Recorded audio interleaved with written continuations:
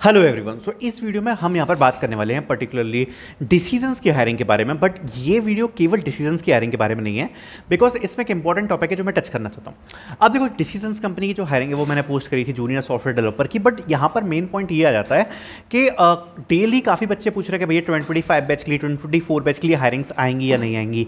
तो मैं आपको क्लियरिटी देना चाहता हूँ। देखो, आपके माइंड में एक चीज़ क्लियर होना चाहिए कि आप टाइम वेस्ट करना चाह रहे हो या आपको सच में जॉब चाहिए। ठीक है, अगर आप टाइम वेस्ट वाली कैटेगरी के हो, अभी आपका मेन लक्ष्य क्या है? जॉब है। ठीक है, और कुछ काम तो आपको है नहीं ना, आप केवल ये सोच रहे हो भाई मुझे जॉब चाहिए। ठीक है, अगर आप 25 से 24 बैच से हो, ठीक है, अगर आप टाइम पास वाली कैटेगरी से हो तो बैठे रहो कि कोई कोई हायरिंग आएगी। वैसे तो आ ही रही है, कोई हायरिंग आएगी, फ्यूचर में आएगी, कोई हायरिंग होगी नहीं होगी। ये दूसरी चीज़, अगर आपके माइंड में क्लियर है कि आपको जॉब ही लेनी है, तो जो है, जो प्राप्त है वही पर्याप्त है, उसमें आपको जाना पड़ेगा। मतलब जो सामने आ रही है उसमें आपको निकालना पड़ेगा। 2-3 एग्जांपल्स मैं आपको दे देता हूं फटाफट से। अभी मैंने यूनाइटेड एयरलाइंस की एक हायरिंग डाली थी एसोसिएट डेटा एनालिस्ट की। ठीक है, अभी आज ही मुझे एक बच्चे का रिसीव हुआ कि उसका उसमें प्लेसमेंट हो गया। ठीक है, और कैसे हुआ कि शॉर्टलिस्टिंग हुई, इंटरव्यू का कॉल आया, वर्चुअल इंटरव्यूज हुए 2, और तीसरा फिर एचआर इंटरव्यू हुआ और फिर जाके सिलेक्शन हो गया। अब आज किसी बच्चे को डिसीजन से रिप्लाई आ रहा है। कोई बच्चे ऐसे हैं जिनको कुछ अदर कंपनीज से रिप्लाई आ रहा है। ये कंपनीज ऐसी नहीं है जो आप मेंटलिटी सोच के रखते हो कि भाई कैप जेमिनाई, कॉग्निजेंट या टीसीएस की तरह ये कंपनीज हायर करेंगी। पर ये company 2 position, 4 position, 5 position, 10 position के लिए हायरिंग करती रहती है। मेन चीज ये है कि इसमें एक बार शॉर्टलिस्टिंग हो जाए। लेकिन अगर एक बार इसमें शॉर्टलिस्टिंग हो जाए तो इसमें बाद का जो रास्ता होता है वो काफी ज्यादा सेफ और ईजी होता है। क्योंकि बाद के रास्ते में क्या होगा, जैसे अगर आपकी एक बार शॉर्टलिस्टिंग हो गई तो फिर बाद में और बच्चों की उसमें शॉर्टलिस्टिंग नहीं हुई, आपकी हुई, तो कंपटीशन कम हो जाता है और फिर उसके बाद उसमें आपके फाइनल ऑफर लगने के चांसेस होते हैं।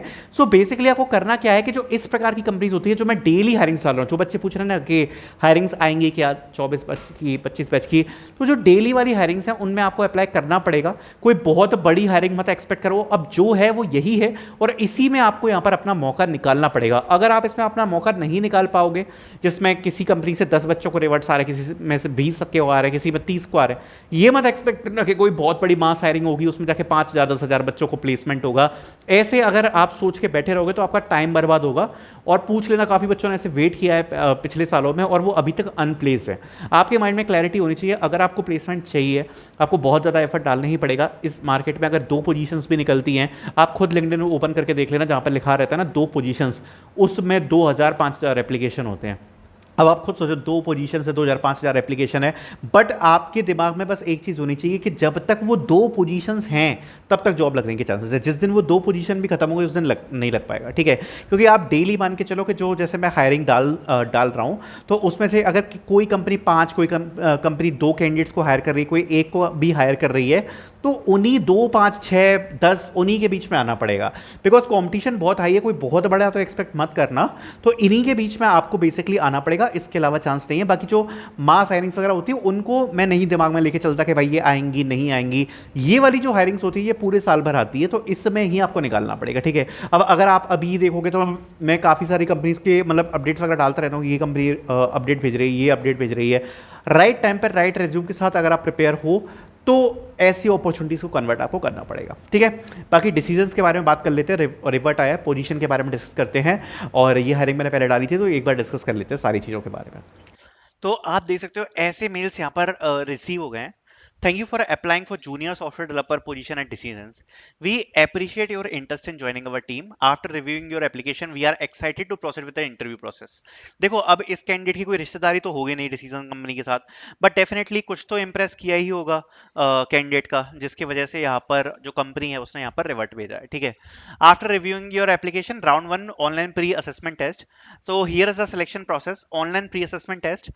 Round 1 will be first technical interview, then assessment technical project, 1 week timeline would be given for this, and then round 2 will be project review call, virtual interview, and round 3 will be final interview. So 3 rounds की यहाँ पर process होने वाली है। Decisions अच्छी company है, junior software developer की यहाँ पर पोजीशन है। 5 से 7 लाख रुपए तक का पे पैकेज आपको मिल सकता है। तो अब आप देख सकते हो जो जूनियर सॉफ्टवेयर डेवलपर की पोजीशन है वो ये वाली है, ठीक है, ये है जूनियर सॉफ्टवेयर डेवलपर मुंबई, ठीक है। अब इसने रिवर्ट्स भेजे हैं। तो इसी प्रकार की जो कंपनी होती है, अब देखो ये पर्टिकुलरली ये मतलब नहीं है कि मैं इस कंपनी को डाल रहा हूं, इसका मतलब ये ऐसे कंपनीज रिवर्ट भेजती ही रहती हैं कुछ ना कुछ, लेकिन 5 कैंडिडेट्स को आएगा, 10 कैंडिडेट्स को आएगा, 20, उसी में आपको आना पड़ेगा, राइट। ये बात आप समझो, जितनी भी मल्टीपल हायरिंग्स होती हैं काफी में रिवर्ट्स आ जाते हैं, बट क्या होते हैं, किसी जैसे किसी में हायरिंग में 1000 बच्चों ने अप्लाई किया तो किसी में 10 को आ गया रिवर्ट, किसी में 20 को आ गया, तो ऐसा सीन रहता है, ठीक है। बाकी इसमें bachelors degree in computer science information systems engineering की रिक्वायरमेट रखी है। बाकी की रिक्वायरमेंट्स आप इसमें पढ़ सकते हो और डायरेक्टली आप लोग इसमें अप्लाई कर पाओगे। सो इसकी लिंक आपको डिस्क्रिप्शन में मिल जाएगी। बाकी मैं आपको लिंक प्रोवाइड करा दूंगा यहाँ पर एस गार्ड की, जो कि मोबाइल ऐप डेवलपमेंट इंटर्नशिप्स के लिए हायर कर रही है, जिसमें जो इंट्रो राउंड है वो 27 अगस्त से लाइव है 3 सितंबर तक, तो इसमें भी आप लोग अप्लाई कर सकते हो। देन आपको एक्यो जॉब की लिंक मिल जाएगी, B2B automation platform .NET developer की हायरिंग, इसमें आप अप्लाई कर पाओगे।